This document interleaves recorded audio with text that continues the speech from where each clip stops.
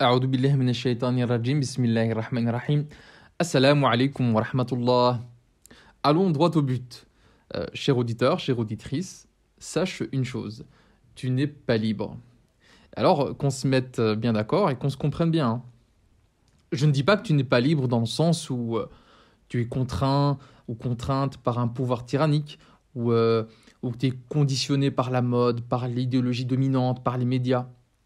Je ne dis pas que tu n'es pas libre dans le sens où tu es prisonnier d'un système de valeurs qui t'aveugle. Non, pas du tout. C'est plus simple, c'est plus basique, c'est plus fondamental que ça. Tu n'es pas libre dans le sens où tu n'as aucun libre arbitre. Rien. Nada. Walou.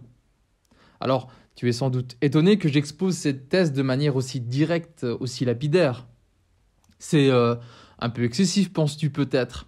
Et pourtant, dans cet épisode des podcasts du Critérium, je vais te prouver de manière imparable, indubitable, inexorable que le libre arbitre n'existe pas.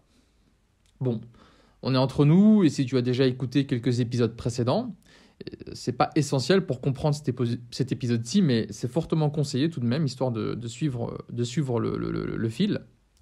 Je disais donc, on est entre nous, donc, tu t'en doutes, il y a anguille sous roche. Tu commences à connaître le ton de cette émission, une émission où j'essaie d'aller à rebrousse-poil contre nos intuitions, contre nos préjugés, contre nos préconceptions. Et une manière de le faire, c'est en accordant à l'autre, à notre interlocuteur, à notre adversaire, de lui accorder le bénéfice du doute. En l'occurrence, j'essaie de prendre les arguments du camp opposé au sérieux. En disant en gros, admettons que vous ayez raison sur ceci ou sur cela. Où est-ce que ça nous mène ? Quelle est la conséquence de l'idée machin ou de l'hypothèse truc ? En gros, j'essaie de me mettre à la place de l'autre pour mieux comprendre ses idées. C'est une attitude que je vous conseille chaudement. J'ai déjà eu l'occasion de revenir là-dessus. Ici, dans le cas qui nous intéresse, c'est qui cet autre, ce camp opposé entre guillemets ? Depuis quelques épisodes, c'est la thèse de l'athéisme, du matérialisme, du déterminisme qu'on explore, qu'on interroge, qu'on essaye de prendre au sérieux véritablement. On a déjà vu surtout dans l'épisode 6, et on me glisse dans l'oreillette que cet épisode 6 est important pour mieux saisir certains concepts importants. Bon, je disais donc qu'on a vu dans l'épisode 6 que l'athéisme se confronte à un obstacle un peu embêtant. Si on prend au sérieux la méthode scientifique, alors il faut qu'il y ait un créateur. Dans cet épisode-ci, je vais te prouver que si on suit cette même méthode scientifique, alors la notion de liberté n'a aucun sens. Alors, j'entends bien certaines objections qui pourraient être formulées. Un coup, je parle d'athéisme, un coup, je parle de méthode scientifique, et je passe de l'un à l'autre comme si c'était des concepts interchangeables. Or, évidemment, ce n'est pas exactement la même chose. C'est vrai. Ceci dit, il existe peut-être des athées qui ne défendent pas leurs idées à partir de considérations scientifiques. Mais il faut quand même admettre une chose. C'est la science, c'est les progrès de la science. C'est la méthode scientifique qui a poussé beaucoup de penseurs, d'intellectuels, de savants, et in fine, une bonne partie des gens dans le monde occidental vers l'athéisme. Prenons par exemple Richard Dawkins, que je vous ai déjà présenté. C'est le penseur athée le plus célèbre aujourd'hui, l'auteur du livre « Pour en finir avec Dieu ». Et lui-même, il le dit explicitement. Il le dit, c'est la science qui m'a convaincu que Dieu n'existe pas. Il y a d'autres penseurs athées qui disent exactement la même chose, notamment dans l'entourage de Richard Dawkins, des noms qui reviennent souvent, Sam Harris, Daniel Dennett, etc. Bon. Par ailleurs, il y a une étude sociologique dont j'ai déjà parlé dans un épisode précédent, et qui avait démontré un résultat similaire. Une des 3 grosses raisons, les 2 autres, on les met de côté, on en parlera plus tard, Inch'Allah. Une des 3 grosses raisons qui poussent les musulmans souvent vers le doute de l'existence divine, et parfois vers l'athéisme, c'est la science. Parce que, en gros, pour faire vite, si j'explique le monde par des lois scientifiques, j'ai plus besoin de l'hypothèse Dieu. Alors, cher auditeur, chère auditrice, considérons ici, pour l'exercice, que l'athéisme et la méthode scientifique sont tellement liés qu'ils font presque un. Bon, revenons à nos moutons. Pourquoi est-ce que l'athéisme amène à dire la chose suivante : le libre arbitre n'existe pas ? On va commencer par le commencement. C'est quoi les piliers de la méthode scientifique ? C'est quoi ? C'est le matérialisme et le déterminisme. Alors, oulala, je viens d'utiliser des mots barbares, matérialisme, déterminisme, mais en fait, ce sont des concepts ultra importants pour comprendre la suite. Mais plus fondamentalement, c'est des concepts ultra importants pour comprendre le monde d'aujourd'hui. Donc, je te conseille d'écouter jusqu'au bout Et promis, on fera simple, on essaiera de faire le plus simple possible.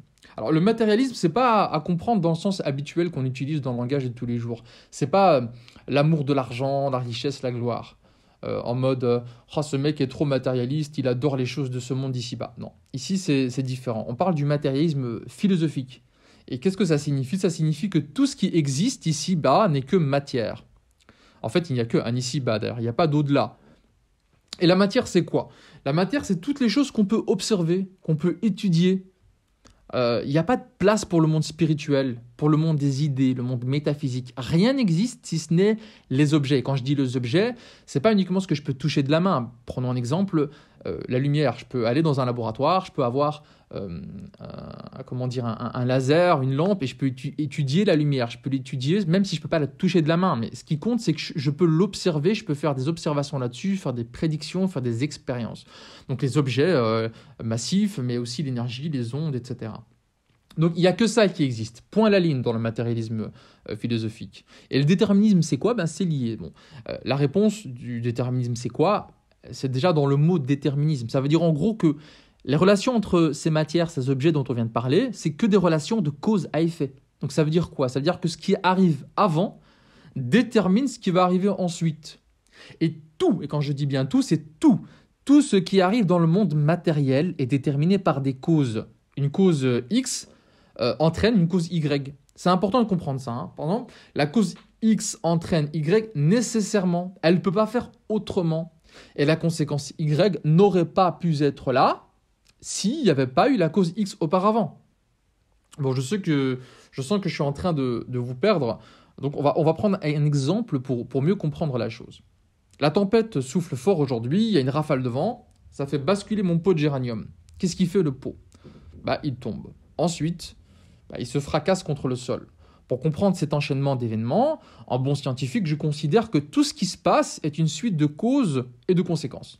Le vent est causé par une dépression liée à, un front orageux qui nous vient d'Espagne, mettons. Bon, ce front orageux est lui-même causé par quelque chose qui est arrivé avant. Deux choses cruciales donc. Premièrement, tous les événements sont matériels. Il n'y a rien dans cette suite d'événements qui soit en dehors du monde matériel.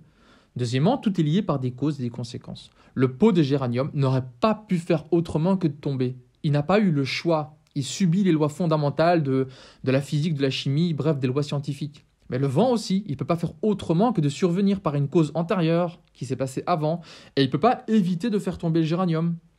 Bon, est-ce que vous voyez où je veux en venir? Je sens que peut-être certains d'entre vous ont déjà saisi, d'autres sont peut-être en train de galérer, mais c'est pas grave, on y arrive petit à petit. Là où je veux en venir, c'est à la question suivante. Est-ce qu'il y a une chose dans cet enchaînement qui est douée de liberté? Le vent, le pot de géranium, l'orage, etc. Est-ce qu'ils ont eu le choix de faire ce qu'ils ont fait? Est-ce qu'ils ont eu la possibilité de faire autre chose que ce qu'ils ont fait? La réponse, évidemment, si on est athée, mais si on est de bon sens, finalement, c'est-à-dire si on est matérialiste et déterministe, la réponse, elle est claire. Non, non, non et encore non. A entraîne B.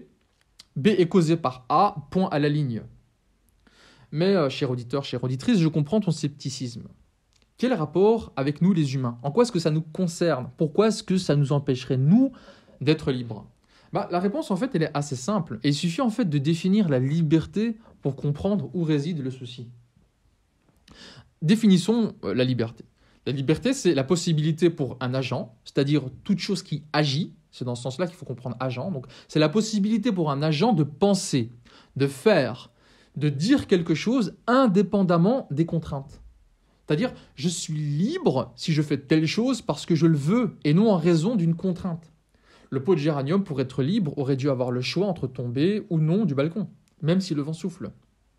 De la même façon, un être humain, pour être libre, devrait pouvoir choisir d'agir de la manière qu'il désire, indépendamment des causes qui se sont déroulées avant. Or, je te rappelle, l'athée considère que tout n'est que matière. Il n'y a pas d'esprit, il n'y a pas d'âme, il n'y a pas d'idée, il n'y a pas de métaphysique, il n'y a rien en dehors de la matière. Comment donc notre corps, notre cerveau, nos neurones pourraient agir librement, alors que ce sont des choses soumises aux mêmes lois physiques, scientifiques que le vent ou le pot de géranium? Pour bien comprendre le lien que je fais ici entre le pot de géranium et notre cerveau, je te suggère d'y aller par étapes pour mieux saisir à quel point, en fait, cette démonstration elle est logiquement implacable. Donc pour le vent, le pot de géranium, mais aussi pour un éboulis de pierre, par exemple, ou pour l'orbite d'une planète, pour un arc-en-ciel. Bref, toutes les choses, on va dire, inanimées, qui ne sont pas vivantes, qui nous entourent, je pense qu'on sera d'accord. Il n'y a pas de liberté. L'arc-en-ciel ne peut pas choisir d'inverser le rouge et le jaune. La planète Mars, elle n'a pas d'autre choix que de voguer sur son orbite. Même dévier d'un petit millimètre à gauche à droite lui est impossible. La planète Mars est complètement soumise aux lois cosmologiques. Une pierre, lorsqu'il y a un éboulis, elle ne peut pas décider de tomber, tiens, je tombe à gauche ou à droite de l'arbre que je croise. Elle est soumise à des lois exactement absolues. Donc jusqu'ici, on est tous d'accord, je pense. Alors on va essayer de monter en complexité. Prenons quelque chose de plus complexe que ça, une tulipe, une bactérie ou un champignon. Bon, ce sont des organismes qui sont vivants. Est-ce qu'ils sont doués de liberté ? Ce serait évidemment un peu absurde de le penser. Une bactérie ne peut pas faire autre chose que d'être soumise à son patrimoine génétique, par exemple, et à son environnement extérieur. On n'observe pas un champignon en se disant « Oh, mais comme c'est dommage, ce champignon aurait dû pousser dans cette direction plutôt que celle-ci, ce champignon a fait un mauvais choix. » On n'étudie pas une pieuvre en disant « Ah, mais c'est un choix idiot qu'elle a fait en allant chasser dans cette direction. » Et pourtant, ce sont des objets qui sont vivants, là. Avec, pour prendre l'exemple de la pieuvre, il y a un cerveau, il y a un système nerveux, mais le cerveau, tout comme le système nerveux, c'est des objets matériels qui obéissent à des lois génétiques, biochimiques, physiques, et rien d'autre. Un neurone, quand il est stimulé, il ne peut pas choisir de s'activer ou pas. Il fait son job. Il stimule, je ne sais pas moi, tel muscle, il stimule telle sensation, et la pieuvre, elle va agir en fonction de ça. Cause A, conséquence B, point à la ligne. Et donc la suite, elle est logique. Le cerveau humain, il est constitué de neurones, il est constitué de cellules, de vaisseaux sanguins, et tout ça, ça obéit à des causes qui les précèdent. Des stimuli, par exemple la douleur, une hormone, une sensation agréable ou désagréable. Bref, tout signal qui va être reçu par le cerveau, qui va être interprété par le cerveau, tout ça, ça cause des réponses nerveuses, sensorielles, motrices. Après, ça va donner lieu à de nouvelles interactions, et donc de nouveaux stimuli. Le cerveau, il agit toujours en fonction de contraintes et de lois qui lui sont externes, soit des mécanismes biochimiques à l'œuvre dans notre corps, soit des contraintes de l'environnement. Parce que quelqu'un pourrait dire, oui, mais quand j'agis en fonction des gens qui sont autour de moi, de la culture dans laquelle je baigne, de la religion que j'ai eue. Mais tout ça, ce n'est pas des choses que j'ai choisies. Je n'ai pas choisi d'interagir avec telle ou telle personne. Finalement, mon cerveau interagit avec d'autres cerveaux qui sont tout autant des objets matériels qui obéissent tout autant à des lois physiques, biologiques et chimiques, et la culture autour de moi n'est que le résultat de cela.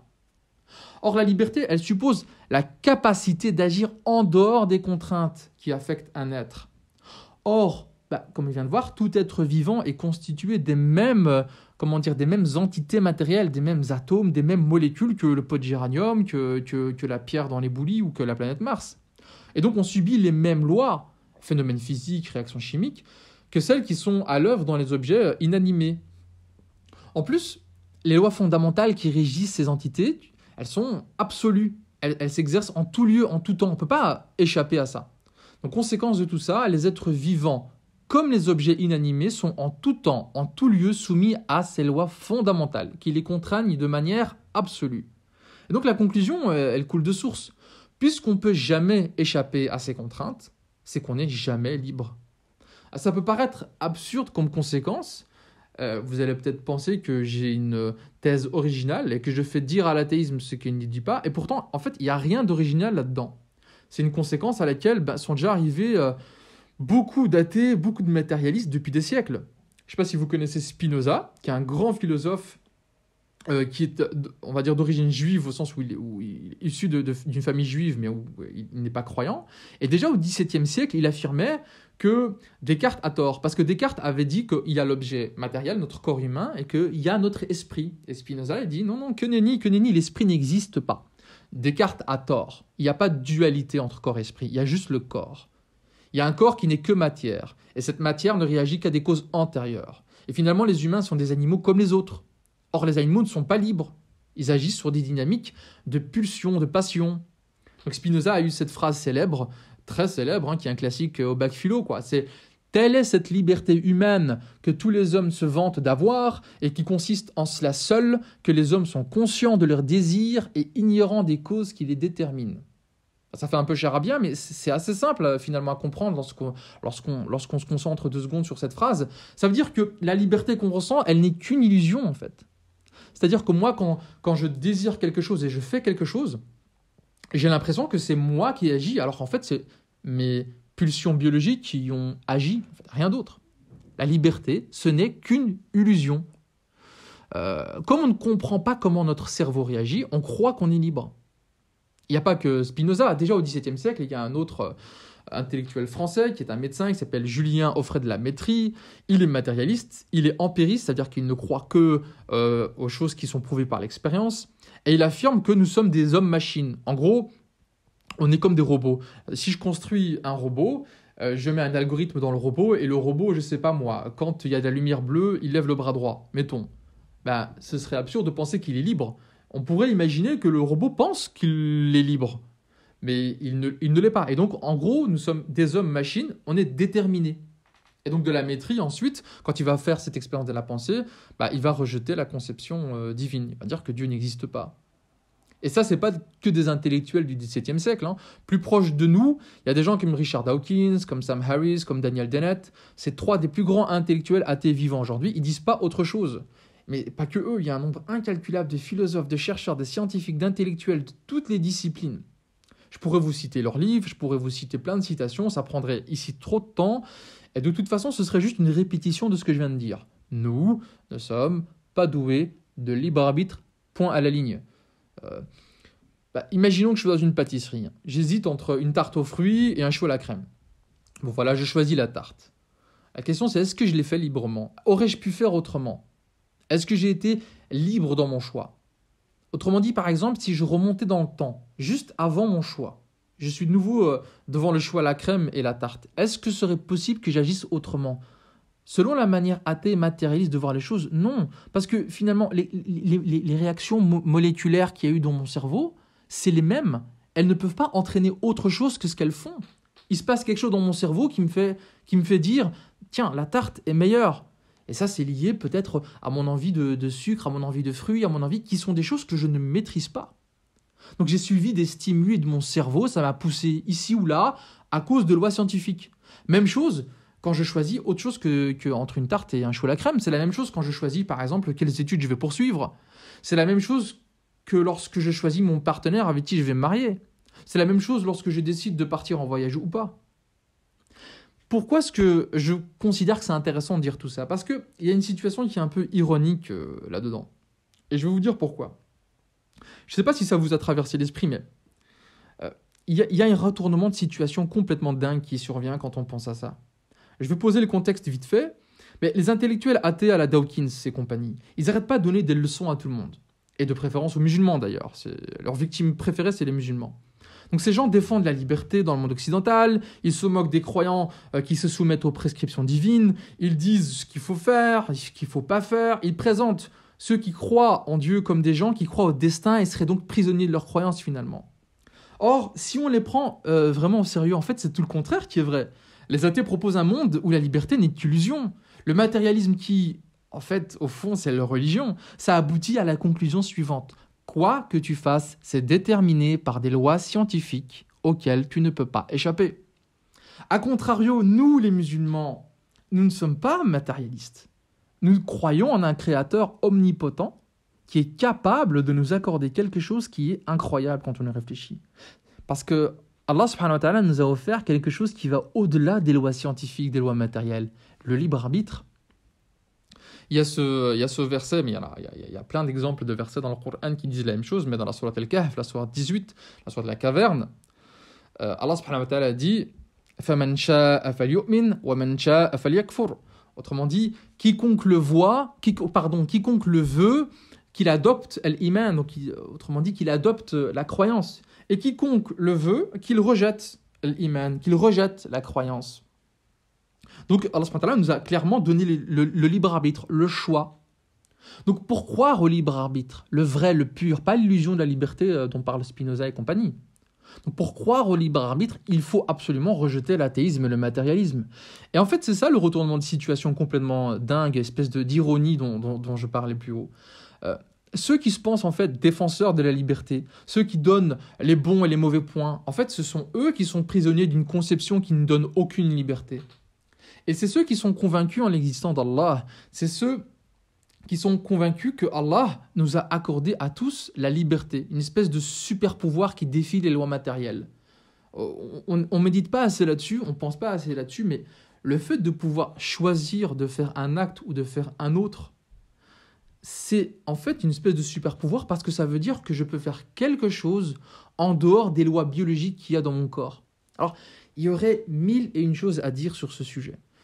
On pourrait par exemple discuter des conséquences que ça a comme la conception matérialiste athée des choses. Les conséquences que ça a sur le concept de justice, sur le concept de faire un procès, sur le concept de mettre quelqu'un en prison, de sanctionner quelqu'un par exemple. S'il n'y a pas libre arbitre, il y a quand même quelque chose qui est complètement révolutionnaire là-dedans.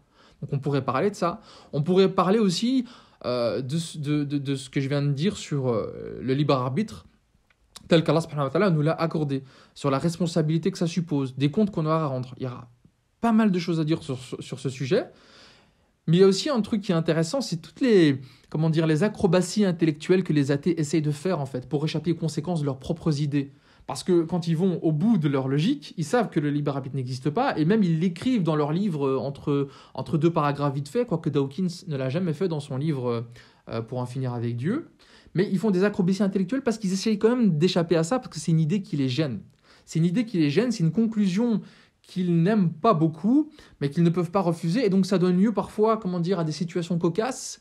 Et donc il y a toutes ces choses-là dont on pourrait parler, mais c'est pas l'objet de cet épisode, ce serait beaucoup trop long. Et de toute façon, on y reviendra, Inch'Allah, dans d'autres épisodes. Mais surtout cette semaine, je vous propose, dans les publications sur mon compte Instagram et mon compte Facebook, je vais présenter quelques citations, quelques extraits intéressants pour aller plus loin. Je vais présenter par exemple l'attitude assez intéressante de Dawkins quand une personne dans une conférence se lève et lui pose la question du libre arbitre. C'est assez intéressant de voir comment il est gêné, comment il se tortille sur sa chaise pour essayer d'échapper à la question.